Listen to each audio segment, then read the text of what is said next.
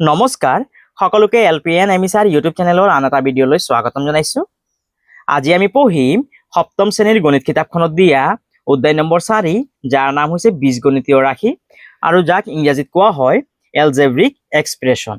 আজি আমি এই ভিডিঅ'ৰ যোগেদি এই পাঠটোৰ ভিতৰত থকা যি কৰি চাওঁ আহা 4.1 দি আছে তাত থকা যিখিনি প্ৰশ্ন দিয়া আছে সেই প্ৰশ্নখিনি আজি আমি সমাধান কৰিম। ইয়াত চোৱা দিয়া আছে যে বীজগণিতীয় ৰাশি কাক কোৱা হয়। আমি কোনো এটা সম্পৰ্কত বস্তুৰ নাম বাৰে বাৰে উল্লেখ নকৰি ইয়াৰ সলনি বৰ্ণ বা আখৰ ব্যৱহাৰ কৰিও সম্পৰ্কটো চমুকৈ প্ৰকাশ কৰিব পাৰো আৰু ইয়াকে বীজগণিতীয় ৰাশি বুলি কোৱা হয়। অৰ্থাৎ যেতিয়া আমি কৰি চাওঁ আহাৰ প্ৰশ্নখিনি সমাধান কৰিম তেতিয়া আমি ভালদৰে বুজি পাম। এতিয়া চোৱা 1 নম্বৰ প্ৰশ্নটো কি দিয়া আছে, উত্তম reads 8 hours daily, express the total number of hours he reads in a week in an algebraic expression। আৰু চোৱা অসমীয়াত কি কৈছে, উত্তমে দৈনিক 8 ঘণ্টাকৈ পঢ়ে, সপ্তাহটোত তেওঁ মুঠ কিমান ঘণ্টা পঢ়ে তাক বীজগণিতীয় ৰাশিত প্ৰকাশ কৰা। অৰ্থাৎ চোৱা কেনেধৰণে কৰিম, কৰি চাওঁ আহা 4.1ৰ 1 নম্বৰৰ সলিউশন। আকৌ এবাৰ প্ৰশ্নটো চাই লোৱা কি কৈছে, উত্তমে দৈনিক 8 ঘণ্টাকৈ পঢ়ে, সপ্তাহতো তেওঁ মুঠ কিমান ঘণ্টা পঢ়ে তাক বীজগণিতীয় ৰাশিত প্ৰকাশ কৰা। ইয়াত তোমালোকে লিখিবা যে বীজগণিতীয়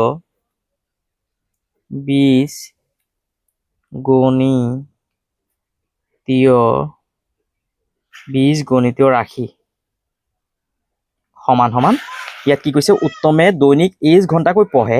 সপ্তাহতো তেওঁ মুঠ কিমান ঘণ্টা পঢ়ে। সপ্তাহটোত কেইদিন থাকে, 7 দিন থাকে, সেইবাবে প্ৰথমে আমি 7টো লিখিম। 7 আৰু দৈনিক কিমান ঘণ্টাকে পঢ়ে, 8 ঘণ্টাকে পঢ়ে, সেইবাবে আমি এই 7ৰ লগত এছটো পূৰণ কৰিম আৰু ইয়াত লিখি দিয়া ঘণ্টা সমান সমান দিয়া। এতিয়া 7ৰ লগত এছটো পূৰণ কৰা, 7ৰ লগত এছ পূৰণ কৰিলে কি হ'বগৈ, 7 এছ হ'বগৈ আৰু ইয়াত লিখি দিবা ঘণ্টা বুলি। এইটো হৈ গ'ল আমাৰ বীজগণিতীয় ৰাশি, অৰ্থাৎ 1 নম্বৰ প্ৰশ্নৰ উত্তৰ। আৰু যদি তোমালোকে যদি ইংলিছত লিখিব বিচাৰা তেতিয়াহ'লে লিখিবা algebraic, ALGEBRAIC, algebraic expression, EXPRESSION expression সমান সমান 7 × S সমান সমান 7H। এইটো হৈ গ'ল আমাৰ ইংৰাজীত উত্তৰ। তোমালোকে ইয়াৰ পৰা চাই 1 নম্বৰ উত্তৰটো লিখিবা। ইয়াৰ পাছত 2 নম্বৰ প্ৰশ্ন, Lisa bought 15 balloons and 30 chocolates for her birthday. If a balloon cost rupees X and a chocolate cost rupees Y, then express the total cost in an algebraic expression। আৰু চোৱা অসমীয়াত কি কৈছে, জন্মদিন উপলক্ষে লিজাই 15টা বেলুন আৰু 30টা chocolate কিনিলে। যদি এটা বেলুনৰ দাম X টকা আৰু এটা চকলেটৰ দাম Y টকা হয় তেন্তে মুঠ খৰচৰ পৰিমাণক বীজগণিতীয় ৰাশিত প্ৰকাশ কৰা। চোৱা লিজাই কেইটা বেলুন কিনিছিল, 15টা হয়নে। 15টা বেলুন কিমান টকাত কিনিছিল, X টকাত কিনিছিল, সেইবাবে আমি এই 15ৰ লগত Xটো পূৰণ কৰিব লাগিব। আৰু 30টা চকলেট কিনিছিল কিমান টকাকে, Y টকাকৈ হয়নে, সেইবাবে আমি এই 30ৰ লগত Yটো পূৰণ কৰিব লাগিব। অৰ্থাৎ চোৱা কেনেধৰণে কৰিবা, নাম্বাৰ 2ৰ সলিউশন। যেহেতু আমাক কৈছে যে বীজগণিতীয় ৰাশিত প্ৰকাশ কৰিবলৈ, সেইবাবে তোমালোকে ইয়াত লিখিবা প্ৰথমে বীজগণিতীয়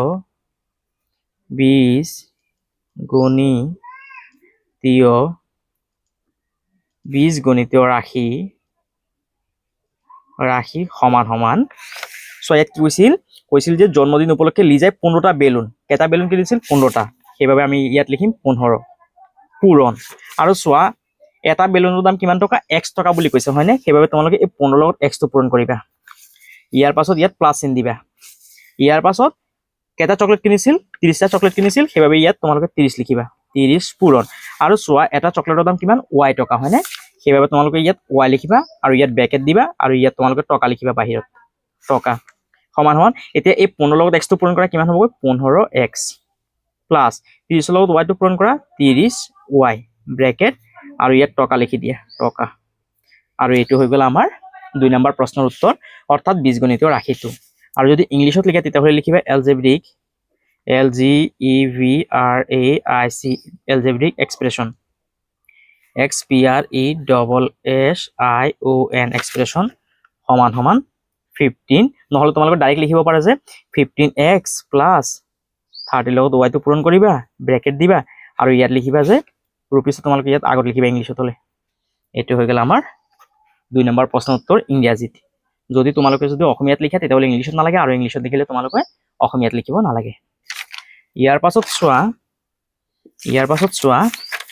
এতিয়া আমি যি কৰি চাওঁ আহা 4.2 দিয়া আছে তাত থকা যিখিনি প্ৰশ্ন দিয়া আছে সেই প্ৰশ্নখিনি আমি সমাধান কৰিম সেইবাবে চোৱা 1 নম্বৰ প্ৰশ্নটো কি কৈছে write the following algebraic expression by removing the multiplication symbol আৰু চোৱা অসমীয়াত কি কৈছে তলত দিয়া বীজগণিতীয় ৰাশিবোৰৰ পৰা পূৰণ চিহ্ন আঁতৰাই লিখা ইয়াত চোৱা এই 5ৰ লগত x টো পূৰণ হৈ আছে হয়নে এতিয়া এই যে মাজত যে পূৰণ চিহ্নখন আছে এই পূৰণ চিহ্নখন আমি কি কৰিব লাগিব অতৰাব লাগিব যেহেতু ইয়াত 5ৰ লগত x টো পূৰণ হৈ আছে তেতিয়া হলে ইয়াৰ উত্তৰটো কি হ'বগৈ 5x হ'বগৈ 5x বুলি লিখিবা আৰু তোমালোকে ইয়াতো 5x বুলি লিখিবা 5x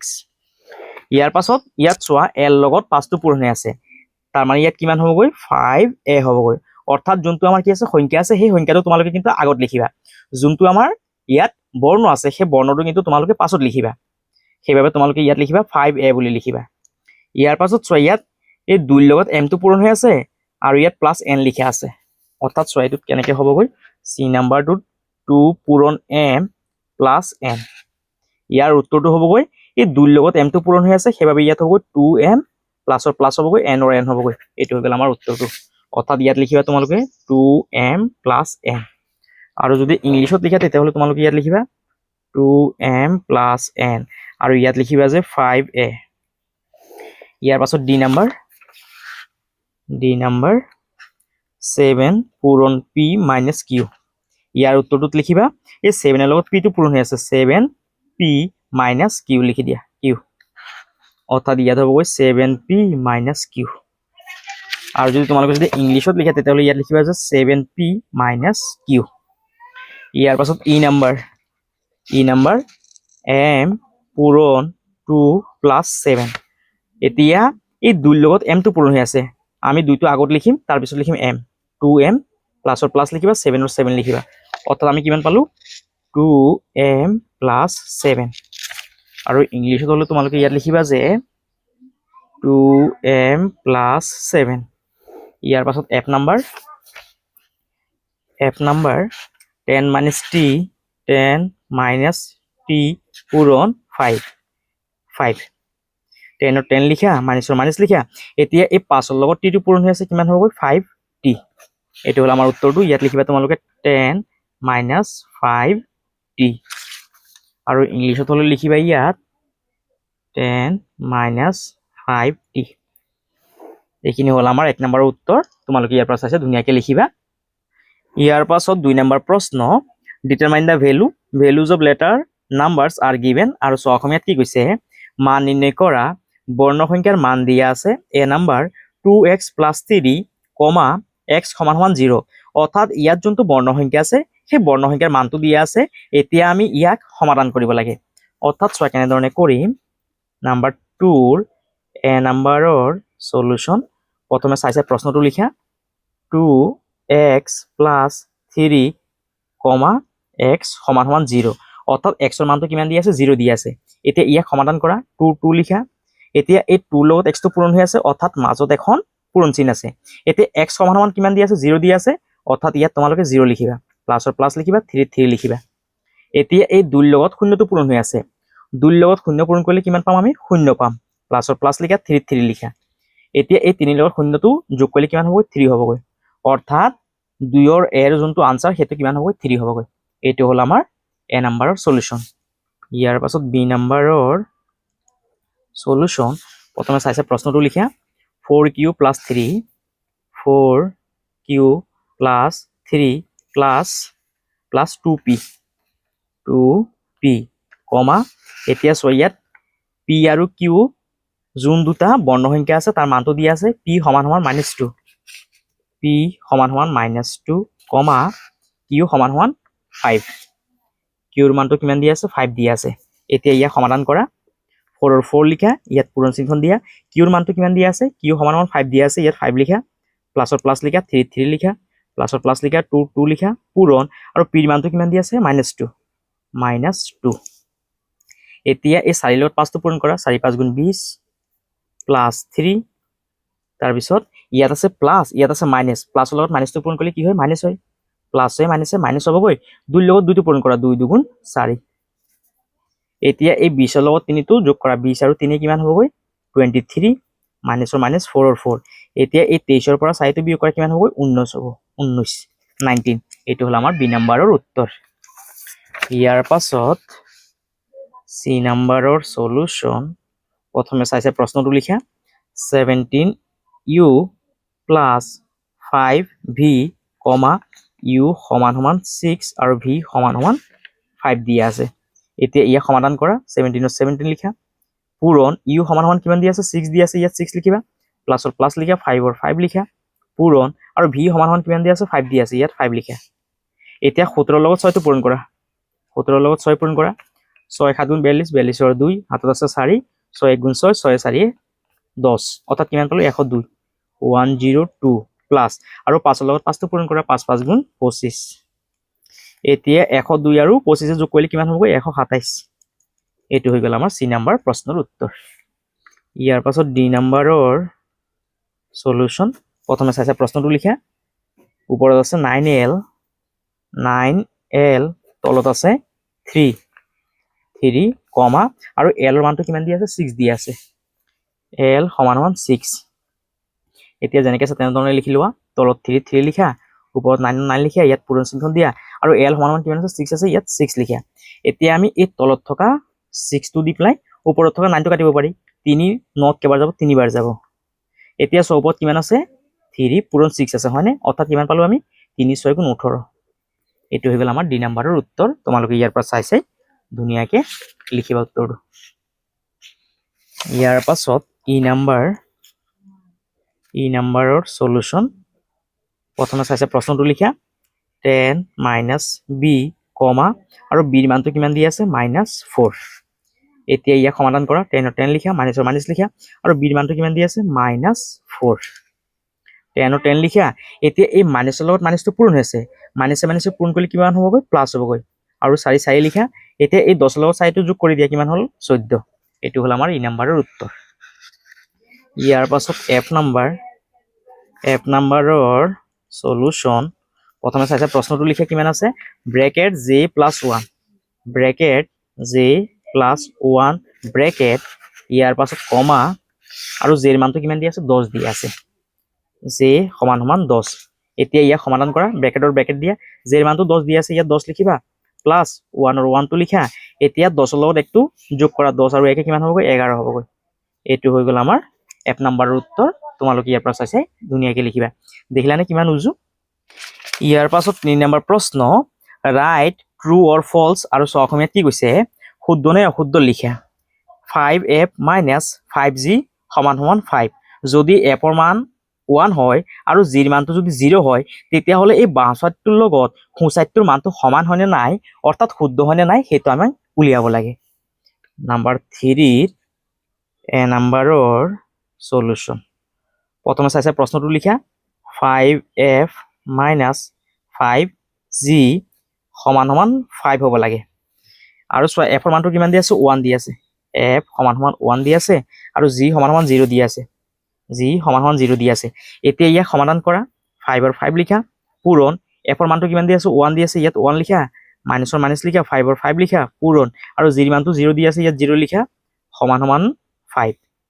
এতিয়া 5 ৰ লগত একটো পূৰণ কৰা 5 1 গুণ 5 মাইনাছ 5 0 0 সমান সমান 5 এতিয়া এই 5 ৰ পৰা 0 গলে কিমান থাকিব 5 থাকিব হয়নে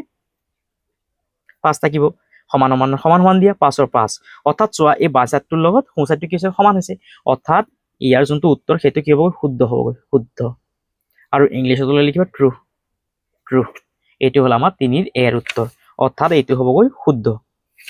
ইয়াৰ পাছত বি নম্বৰৰ সলিউশন প্ৰথমে চাইছে প্ৰশ্নটো লিখা 4s + 3 সমান সমান 25 যদি s ৰ মানটো -7 হয় s সমান সমান -7 এতিয়া ইয়া সমাধান কৰা 4 ৰ 4 লিখা পূৰণ s ৰ মানটো দি আছে কিমান -7 সেইভাবে তোমালোকে ইয়াত লিখিবা -7 + 3 সমান সমান 25 এতিয়া এই 4 লগত 7 টো পূৰণ কৰা 4 7 গুণ কিমান 28 যেহেতু ইয়াত মাইনাছ চিহ্ন আছে সেইভাবে তোমালোকে ইয়াত মাইনাছ চিহ্ন দিবা প্লাছত প্লাছ লিখা 3 লিখা সমান সমান 25 এতিয়া এই -28 পৰা 3টো যদি আমি যদি বিয়োগ কৰো তেতিয়াহলে কিমান হ'বগৈ -25 হ'বগৈ সমান সমান 25 এতিয়া চোৱা আমি বাঁ দিশত পালো -25 আৰু সোঁ দিশত পালো আমি 25 অৰ্থাৎ চোৱা এই সাইডটোৰ লগত কিন্তু এই সাইডটো মিলা নাই হয়নে অৰ্থাৎ এই সাইডত পালো আমি -25 আৰু এই সাইডটোত পালো আমি +25 যেহেতু এটা সাইডৰ লগত আনটো সাইড মিলা নাই তাৰ মানে এটো কি হ'বগৈ অশুদ্ধ হ'বগৈ অশুদ্ধ আৰু ইংলিশত হ'বগৈ ফলস FALSE ফলস বি নাম্বাৰটো ফলস হ'বগৈ ইয়াৰ পাছত সি নাম্বাৰৰ সলিউশন প্ৰথমে চাইছে প্ৰশ্নটো লিখা 3q + 4 3q + 4 সমান সমান 7 যদি q সমান সমান 2 হয় q ৰ মানটো কিমান দি আছে 2 দি আছে এতিয়া ইয়াক সমাধান কৰা 3 লিখা পূৰণ q সমান সমান লিখিবা ইয়াত 2 + 4 তাৰ পিছত সমান সমান 7 ৰ 7 এতিয়া এই 3 লগত 2টো পূৰণ কৰা 3 2 6 + 4 সমান সমান 7 এতিয়া এই 6 লগত 4টো যোগ কৰা 6 4 কিমান হ'ব 10 সমান সমান 7 এতিয়া চোৱা আমি বাঁ দিশত পালো 10 আৰু সোঁ দিশত পালো 7 যেহেতু এটা সাইডৰ লগত আনটো সাইড মিলা নাই সেইভাবে ইয়াৰ উত্তৰটো হ'বগৈ অশুদ্ধ আৰু ইংলিশত হ'ব ফলস এটো হল আমাৰ সি নাম্বাৰৰ উত্তৰ ইয়াৰ পাছত ডি নাম্বাৰৰ সলিউশন ডি নাম্বাৰৰ প্ৰশ্নটো লিখা 3a সমান সমান 2a 3a সমান সমান 2a তাৰ পিছত 2a + 2 2a + 2 কমা আৰু চোৱা a সমান সমান কিমান দি আছে 1 দি আছে a সমান সমান 1 অৰ্থাৎ a এৰ মানটো 1 দি আছে এতিয়া 3 লিখা পূৰণ a সমান সমান কিমান দি আছে 1 দি আছে ইয়াত 1 লিখা সমান সমান 2 লিখা পূৰণ a সমান সমান 1 লিখিবা +2 এতিয়া 3 লগত 1 পূৰণ কৰা 3 1 * 3 সমান সমান 2 1 * 2 + 2 এতিয়া 3 লিখা সমান সমান লিখা এতিয়া 2 লগত 2টো যোগ কৰা 2 2 কিমান হ'ব 4 অৰ্থাৎ চোৱা বাঁ দিশত পালো আমি 3 আৰু সোঁ দিশত পালো আমি 4 যেহেতু এই সাইডটোৰ লগত এই সাইডটো মিলা নাই তাৰ মানে ইয়াৰ যোনটো উত্তৰ সেইটো হ'বগৈ অশুদ্ধ আৰু ইংলিশত লিখিব ফলস ডি নাম্বাৰটো হ'বগৈ অশুদ্ধ এটো অশুদ্ধ হ'বগৈ এটো অশুদ্ধ আৰু এটো অশুদ্ধ অৰ্থাৎ বি সি ডি তিনটা অশুদ্ধ ইয়াৰ পাছত ই নাম্বাৰৰ সলিউশন প্ৰথমে চাইছে প্ৰশ্নটো লিখা 6 bracket m - 9 6 bracket m - 9 bracket সমান সমান 0 আৰু m ৰ যোনটো মান সেইটো কিমান দি আছে 9 m সমান সমান 9 এতিয়া ইয়াক সমাধান কৰা 6 ৰ 6 লিখা ব্ৰেকেট m সমান সমান কিমান দি আছে 9 দি আছে ইয়াত 9 লিখিবা তাৰ পিছত বিয়োগ 9 ব্ৰেকেট সমান সমান 0 এতিয়া এই 6 ৰ 6 লিখা আৰু এতিয়া এই যোনটো ব্ৰেকেট দি আছে এই ব্ৰেকেটটো কিন্তু এই 6 লগত কিন্তু পূৰণ হৈ আছে এটা 9 পৰা 9 গলে কিমান হ'ব 0 তাৰ পিছত ইয়াত সমান সমান 0 এতিয়া 6 লগত 0টো যদি পূৰণ কৰো কিমান পাম আমি 0 পাম অৰ্থাৎ 0 ৰ লগত যেতিয়া আমি কোনোবা এটা সংখ্যা যদি পূৰণ কৰো তেতিয়া সদায় কি পাম 0 পাম 0 ৰ লগত যদি আমি 6 পূৰণ কৰো 0 পাম 0 ৰ লগত যদি আমি 1 লাখও যদি পূৰণ কৰো তেতিয়াহলে আমি কিমান পাম 0 পাম সমান সমান 0 ৰ 0 অৰ্থাৎ চোৱা বাঁ দিশত পালো আমি 0 আৰু সোঁ দিশত পালো আমি যেহেতু 0 তাৰ মানে ইয়াৰ যোনটো উত্তৰ সেইটো হ'ব শুদ্ধ আৰু ইংলিশত লিখিবা ট্ৰু এটো হল আমাৰ ই নাম্বাৰৰ উত্তৰ অৰ্থাৎ ই নাম্বাৰটো হ'ব শুদ্ধ এ আৰু ইটো হ'ব শুদ্ধ বি সি ডি এই তিনটা হ'বগৈ অশুদ্ধ আৰু এইখিনি আছিল আমাৰ কৰিছাও আহা 4.2 ৰ প্ৰশ্নৰ উত্তৰখিনি আশা কৰিছো তোমালোকে নিশ্চয় বুজি পালা আৰু যদি তোমালোকৰ যদি ভিডিওটো যদি ভাল লাগিছে তেতিয়াহলে তোমালোকে চেনেলটো সাবস্ক্ৰাইব কৰিবা ভিডিওটো শেয়াৰ কৰিবা আৰু কমেন্ট কৰিবলৈ নাপাহৰিবা সকলোকে অশেষ ধন্যবাদ আৰু আমি নেক্সট ভিডিওত আমাৰ যি কৰিছাও আহা 4.3 দিয়া আছে তাত থকা যিখিনি প্ৰশ্ন দিয়া আছে সেই প্ৰশ্নখিনি আমি সমাধান কৰিম